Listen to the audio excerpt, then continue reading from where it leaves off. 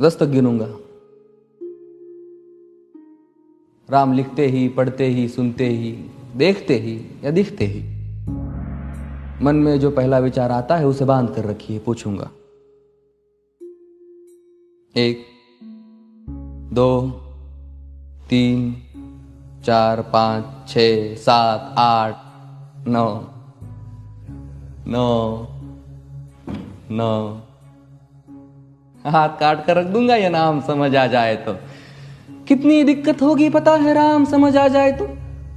भाई राम राम तो कह लोगे पर राम सा दुख भी सहना होगा। पहली चुनौती ये होगी कि मर्यादा में रहना होगा। और मर्यादा में रहना मतलब कुछ खास नहीं कर जाना है, बस त्याग को गले लगाना है और अहंकार जलाना है। अब अपने राम लला के खातिर इतना ना कर पाओगे और शबरी का जूठा खाओगे तो पुरुषोत्तम कहलाओगे। काम क्रोध के भीतर रहकर तुमको शीतल बनना होगा। बुद्ध भी जिसकी इच्छाओं में बैठे वैसा पीपल बनना होगा ये सब कुछ, और वो भी शून्य में रहकर प्यारे।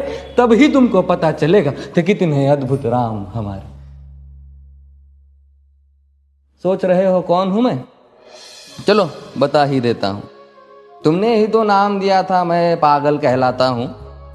नया नया हूं यहाँ पे तो ना पहले किसी को देखा है। वैसे तो हूं त्रेता से, मुझे कृष्ण किसी ने कलयुग भेजा है।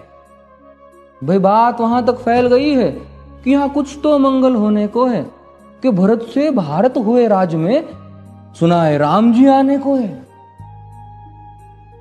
बड़े भाग्यशाली हो तुम सब।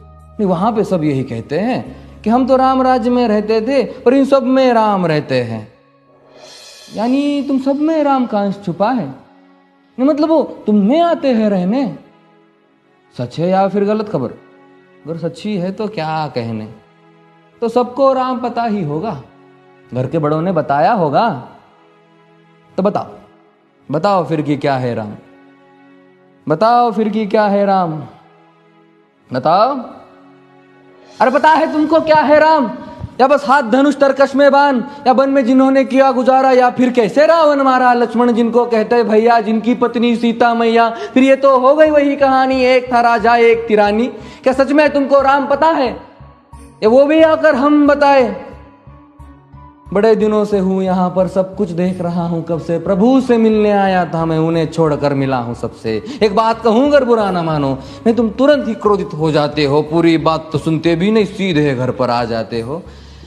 ये तुम लोगों के नाम जपो में पहले सा आराम नहीं। ये तुम लोगों के नाम जपो में पहले सा आराम नहीं। इस जबरदस्ती के जय श्री राम में सब कुछ है, बस राम नहीं। ये राजनीति का दाया बाया जितना मर्जी खेलो तुम। दाया बाया, अरे दाया बाया ये तुम्हारी वर्तमान प्रादेशिक भाषा में क्या कहते हो उसे? हाँ वो लेफ्ट एंड राइट। ये राजनीति का दाया बाया जितना मर्जी खेलो तुम चेतावनी को, लेकिन मेरी अपने जहन में डालो तुम। निजी स्वार्थ के खातिर अगर कोई राम नाम को गाता हो तो खबरदार अगर जुर्रत की और मेरे राम को बांटा तो। भारत भू का कवि हूं मैं, तभी निडर हो कहता हूं राम है मेरी हर रचना में। मैं बजरंग में रहता हूं, भारत की नींव है कविताएं और सत्य हमारी बातों में। तभी कलम हमारी तीखी और साहित्य हमारे हाथों में। तो सोच समझ कर राम कहो तुम। ये बस आतिश का नारा नहीं, जब तक राम हृदय में नहीं तुमने राम पुकारा नहीं। रामकृष्ण की प्रतिभा पर पहले भी खड़े सवाल हुए। ये लंका और ये कुरुक्षेत्र यूं ही नहीं थे लाल हुए। अरे प्रसन्न हंसना भी है और पल पल रोना भी है राम। सब कुछ पाना भी है और सब पाकर खोना भी है राम।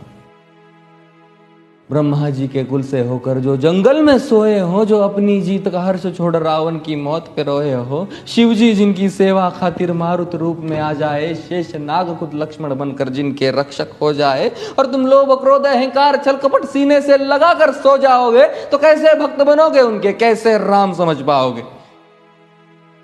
अघोर क्या है पता नहीं और शिव जी का वरदान चाहिए। ब्रह्मचर्य का इल्म नहीं, इन्हें भक्त स्वरूप हनुमान चाहिए। भगवा क्या है पता, लहराना सबको होता है पर भगवा क्या है वो जाने जो भगवा ओढ़ के सोता है। राम से मिलना, राम से मिलना, राम से मिलना है ना तुमको?